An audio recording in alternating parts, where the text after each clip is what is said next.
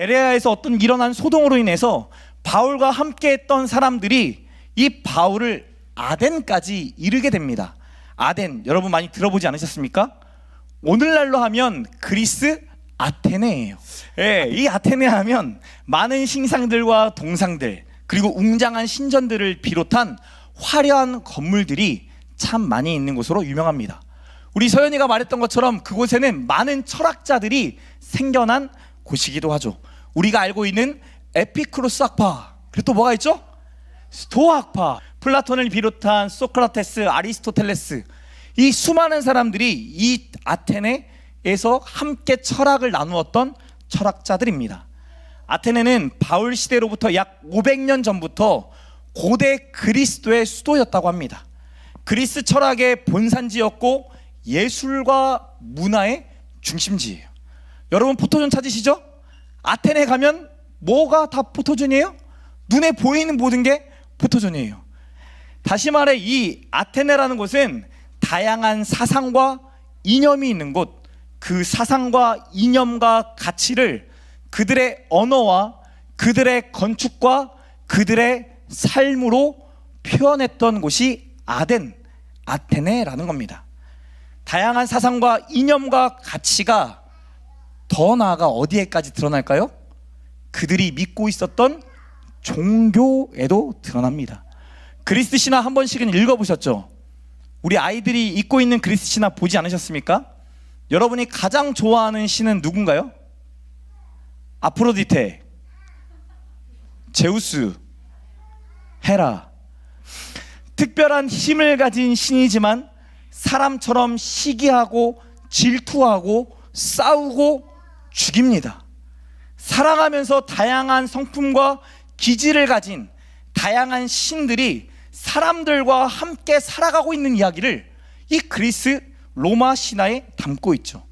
신이라고 불리우지만 인간의 상상 속에서 만들어진 신, 즉 인간이 만든 신, 우상이 가득했던 곳이 어디라고요? 아테네였어요. 이 아덴에 먼저 도착한 바울이 실라와 디모데를 기다리고 있을 때 그의 눈에 뭐가 들어왔겠습니까? 이 수많은 신들을 섬기고 있는 사람들, 큰 신전과 그 신전 앞에서 제사를 드리며 절하고 있는 사람들이 눈에 보였겠죠. 우리 16절 말씀 함께 읽겠습니다. 16절 말씀 시작.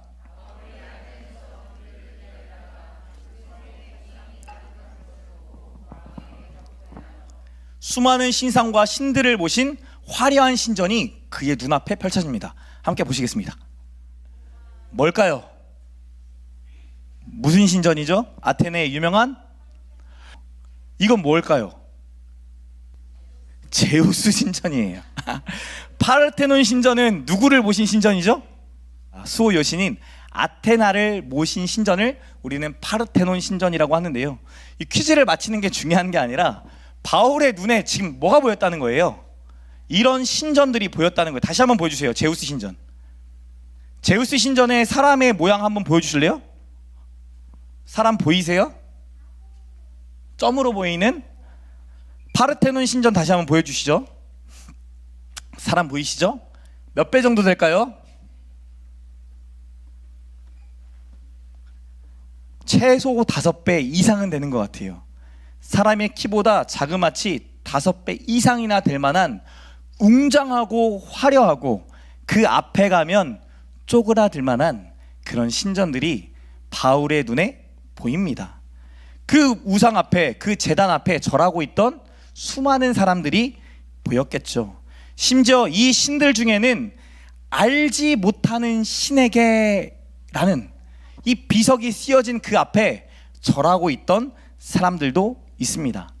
22절의 고백처럼 바울의 눈에는 단순하게 신전과 그 앞에 절하는 사람들만 보였던 것이 아니라 아덴 사람들 가운데 종교심이 많았다.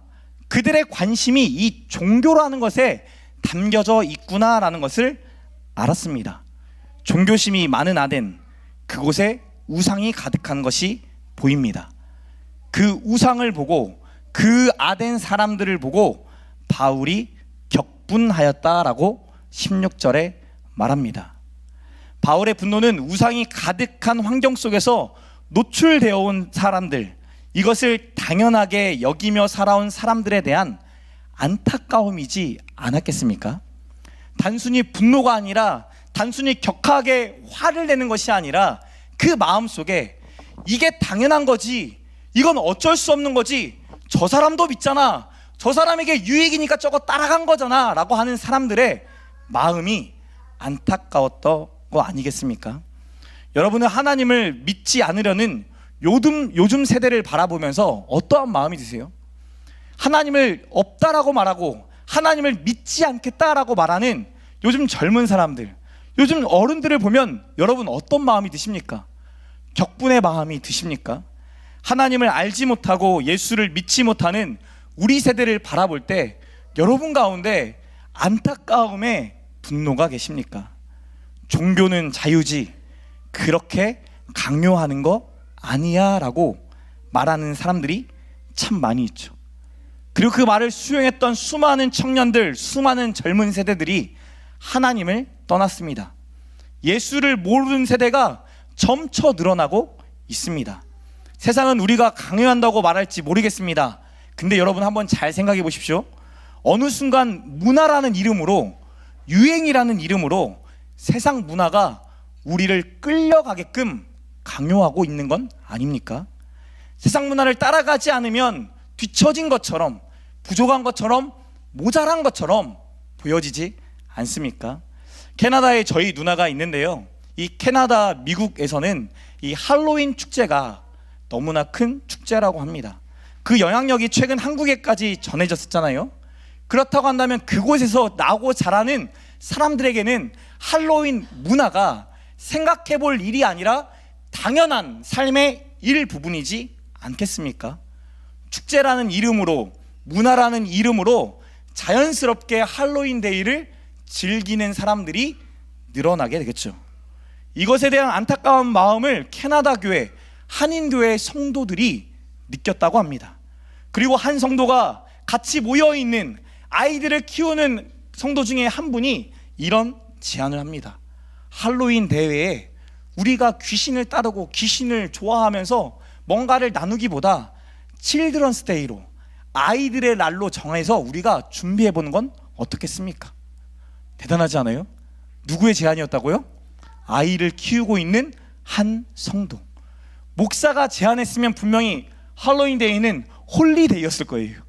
근데 아이를 키우는 어머니다 보니까 칠드런스 데이라고 명하고 성도들이 몇 주간을 모여서 하나씩 만들기 시작합니다. 사진.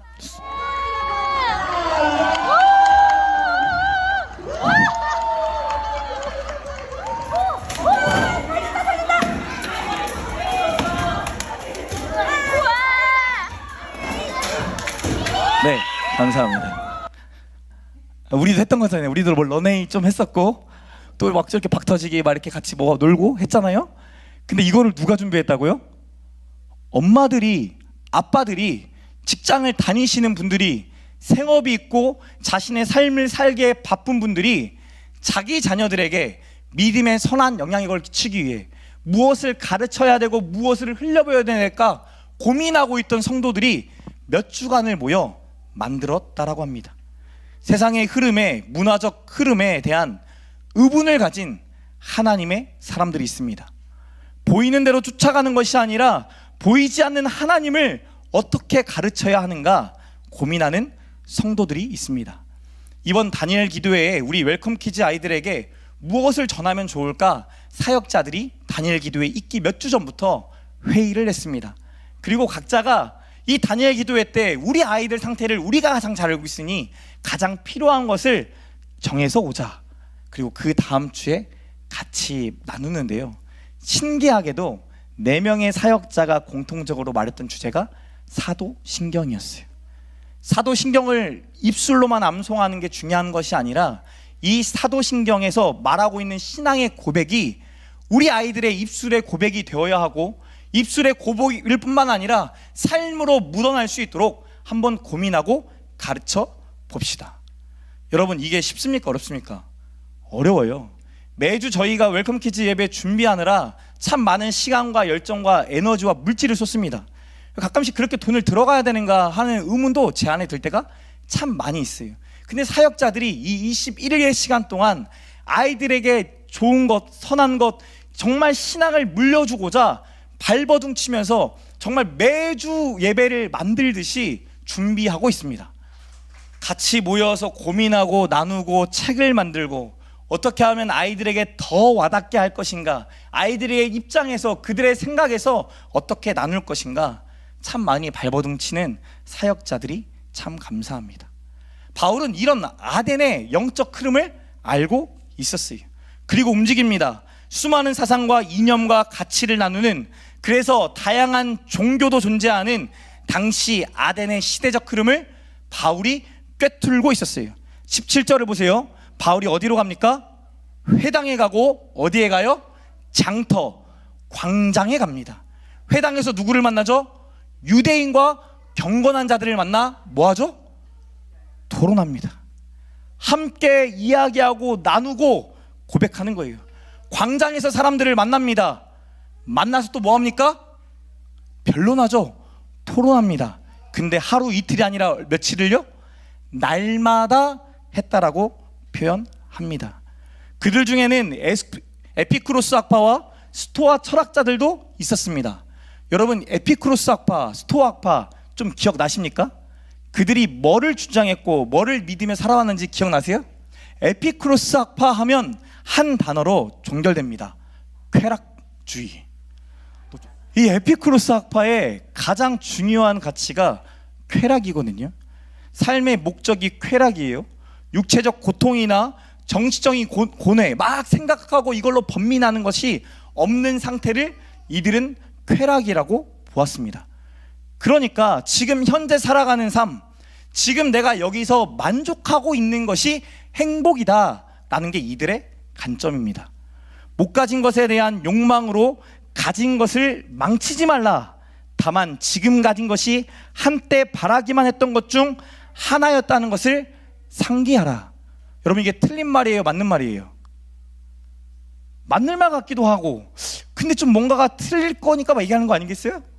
맞는 것 같더라고요. 저도 약간 동의가 돼요. 지금의 행복이 얼마나 중요한지, 지금의 행복조차 못 누리고 살아가는 우리 성도들 얼마나 많이 있습니까? 날마다 고민하고 무엇을 먹을까, 무엇을 입을까, 무엇을 마실까 염려하지 말라고 했는데, 내일 일은 내일로 족하다라고 했는데 오늘 고민하다가 미래를 살아가지 못하는 자들이 참 많이 있잖아요. 그런데 이들에게는 또 한 가지 빠진 부분이 있습니다. 사후 세계가 없다라는 거예요. 영혼도 물질이며 몸과 함께 죽는 물질이기 때문에 우리에게 부활은 없다라는 게 에피쿠로스 학파의 자기들이 갖고 있던 풍조입니다. 이에 반대되는 학파가 스토아 학파예요. 어떻게 사람이 쾌락만 추구할 수 있냐? 인간이 인간다울 수 있는 보편적 이성이라는 게 있지 않냐? 로고스, 보편적 이성에 대한 이야기를 합니다. 그렇기 때문에 사람이 사람답게 살려면 금욕적인 삶이 중요하다. 뭔가를 절제할 뿐만 아니라 나의 욕구를 줄이는 게 아니라 없애버리는 삶, 욕구로 살아가는 인생이 아니라 합리적 이성을 가지고 살아가는 게 맞다라는 것을 주장합니다. 이 스토아 학파에서 우리가 잘 알고 있는 합리주의가 나오는데요, 그들은 사후에도 영원히 살아간다라고 얘기합니다. 영혼은 계속 살아서 우리가 죽은 이후에도 존재한다라고 얘기하지만, 이성을 너무 강조한 나머지 뭐는 필요 없어요? 몸은 필요가 없어요. 그러니까 우리의 정신세계는 부활할지 모르겠는데 우리의 육신은 부활하지 않는다라고 얘기합니다. 부활은 있다 없다라고 생각했던 두 학파의 철학자들은 바울이 전하는 예수, 그 예수가 죽으셨다 부활하셨다는 이야기에 관심을 보이기 시작합니다. 18절 말씀 함께 읽겠습니다. 18절 말씀 시작.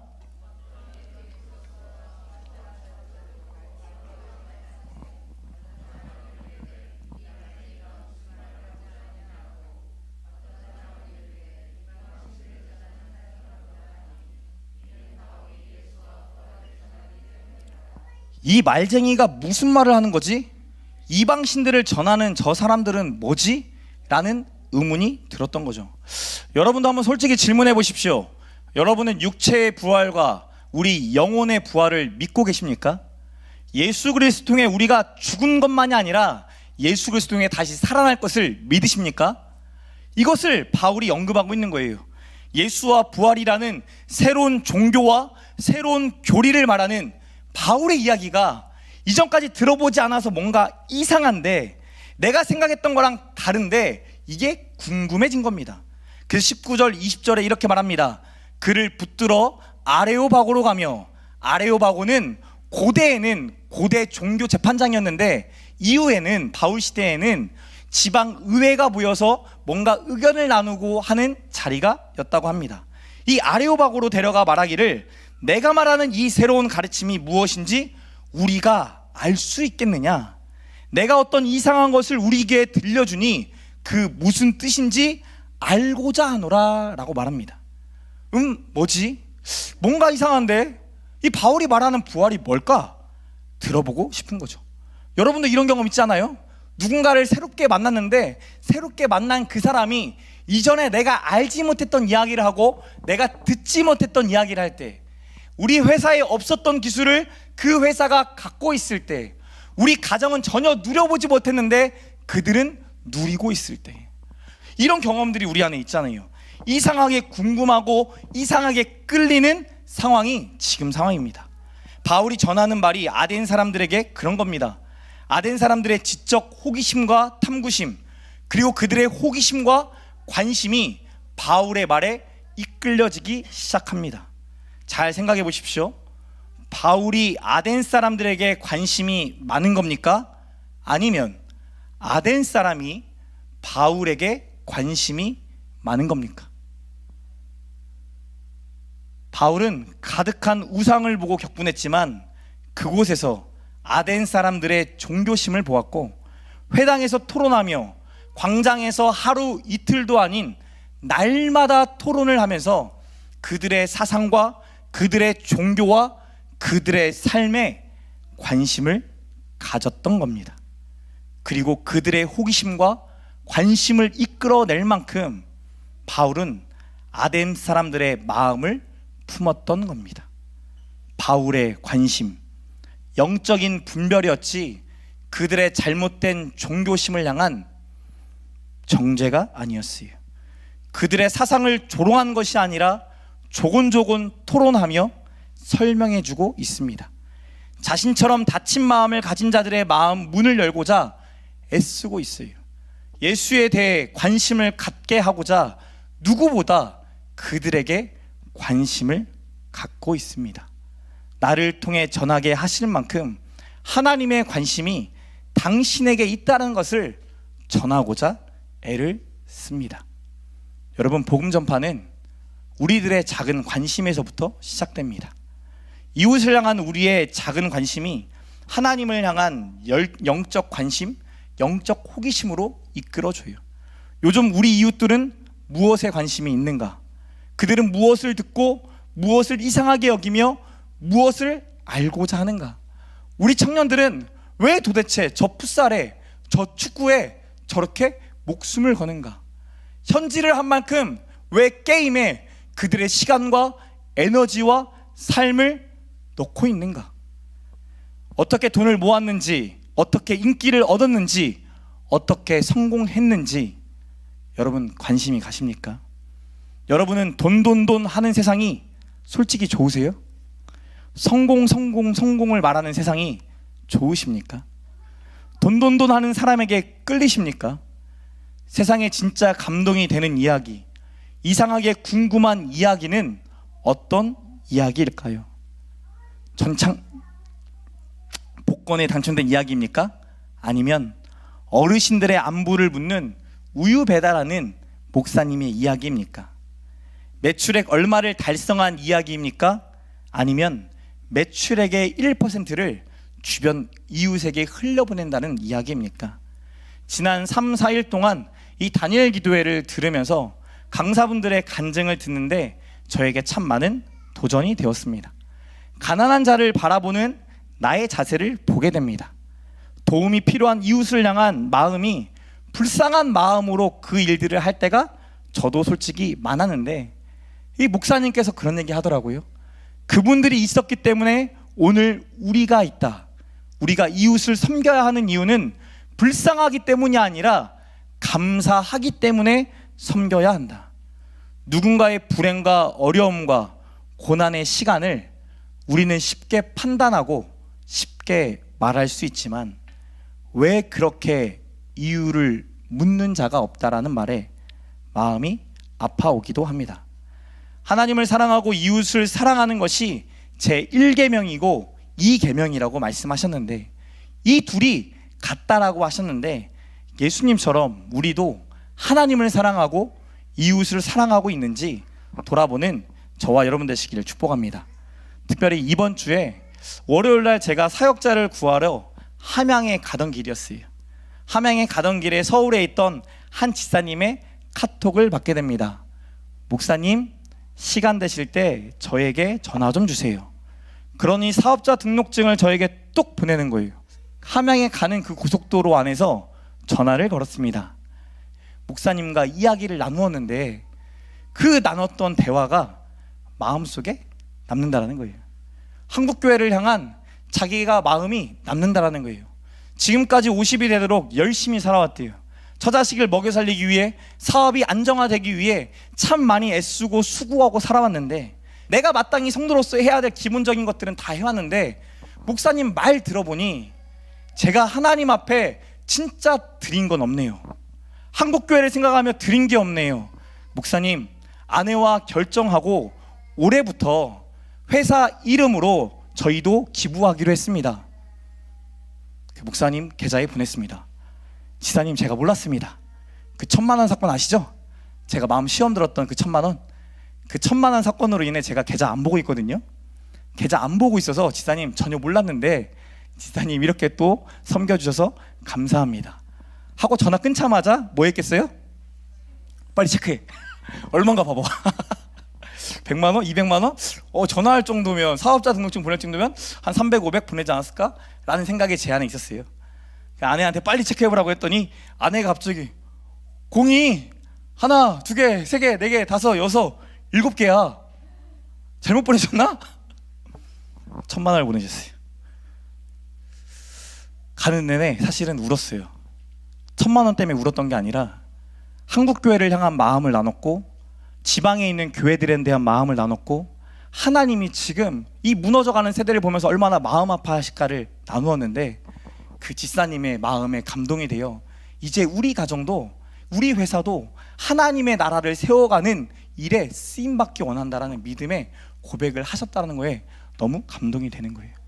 다음날 전화드렸어요. 그날 전화하면 안 될 것 같아서, 울 것 같아서 마음을 가다 놓고 전화드렸거든요. 지사님 너무 감사해요. 근데 너무 많이 보내셨어요. 지사님 하신 말이 그래요. 목사님 진작 했어야 되는데, 하나님 나라 위해서 진작 했어야 되는데 제가 여태까지 몰랐었네요. 목사님, 저희 지금부터 할 수 있도록 기도해 주세요. 저희도 새벽마다 기도하고 있습니다. 하나님께서 맹인된 사람, 예수님께서 예수님을 볼 수 없던 맹인을 찾아오셨던 것처럼 저와 여러분을 찾아오셨어요. 영적으로 볼 수 없는 우리에게 찾아오셔서 하나님의 나라를 보게 하셨고, 예수를 보게 하시고, 하나님의 놀라운 일들을 보게 하세요. 우리도 예수님처럼, 바울처럼 이웃을 바라봐야 되지 않겠습니까? 그들의 관심과 우리의 관심이 어떠한지 봐야 되지 않을까요? 우리의 기도가 그들을 위한 기도로 확장되고, 우리의 시간과 물질이 그들을 향한 시간과 물질로 확장되어 함께 지어져 가는 교회, 함께 하나님의 나라를 누리게 되는 놀라운 역사가 있기를 소망합니다.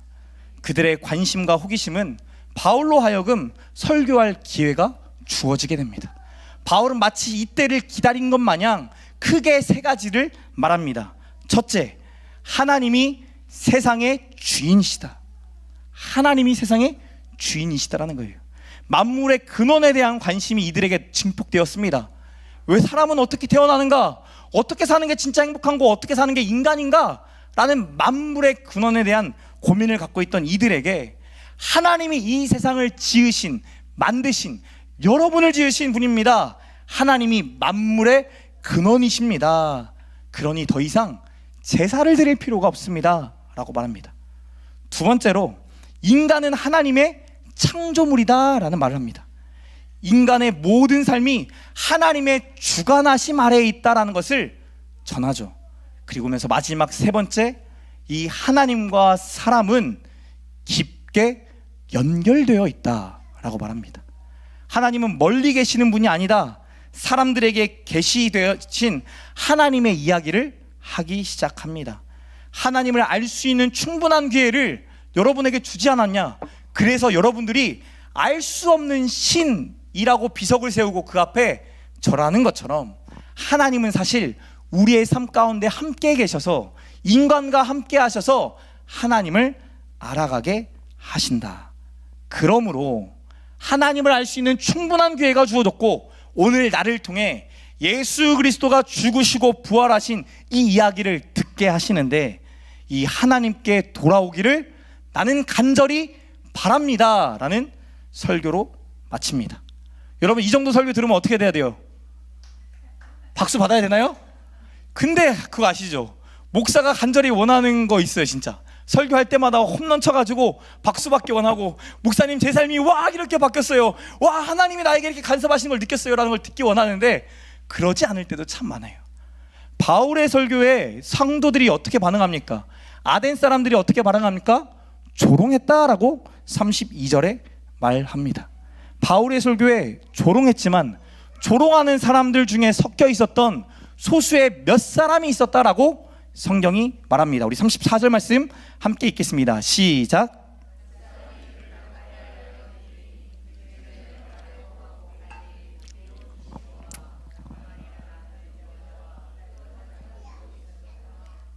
그렇다고 한다면 바울의 설교는 성공입니까? 실패입니까?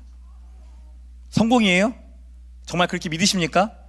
정말로요? 저는 아닐 것 같은데. 근데 성공이냐 실패냐가 중요한 게 아니라, 아덴 사람들을 향한 바울의 관심이 있다라는 것이 더 중요한 거겠죠. 하나님께서 관심 가지시는 그 자들에게 하나님의 복음을 전하고자 그들에게 관심을 갖고 있는 바울, 설교할 기회를 얻고자 그들의 마음을 끌어내고자 발버둥치는 바울, 그 바울이 여러분은 보이십니까? 바울이 하나님이 사랑하는 백성들을 얼마나 사랑하는지 여러분 느껴지세요? 청년들의 관심인 풋살을 통해서 청년들에게 전해주고 싶었던 것이 있습니다. 우리 사랑하는 청년들이요, 한번 들어보세요. 풋살을 잘하고 인정받고 우승하는 것, 이강렬 목사가 꿈꿨을까요? 절대 안 꿈꿨어요. 왜? 딱 보면 나오잖아. 4주 연습한 거 보면 어느 정도인지 알겠다. 근데 이렇게 꼴등할 줄은 몰랐어요. 9개 팀 중에 저희가 마지막 꼴등, 뒤로 하면 전체 1등. 박수 부탁드려요. 저는 사실 이 풋살보다 저한테 더 중요한 가치가 있었거든요. 이 풋살을 통해 한 사람이 아닌 두세 사람이 모여있는 교회가 어떻게 존재해야 하는가, 두세 사람 이상이 모여있는 이 교회로 존재하는 우리는 하나님의 나라를 어떻게 세워갈 수 있는가, 저한테는 이게 너무나 중요한 가치였어요. 함께 연합하고 서로의 마음을 헤아리면서 함께 지어져 가는 거, 나의 욕심을 쫓기 위해 나의 어떠한 모습을 보여주기 위해 애쓰는 모습이 아니라 서로의 모습을 인정하면서 높여주고 세워주는 것, 그걸 보기 원했는데 조금 보였어요. 그래서 앞으로 1년 동안 천승현쌤, 스마일쌤과 함께 축구 트레이닝을 할 겁니다. 내년을 기대해 주시라. 서울지사님의 받게 받았던 1,000만 원의 기부금을 어떻게 써야 될지 참 많이 고민했어요.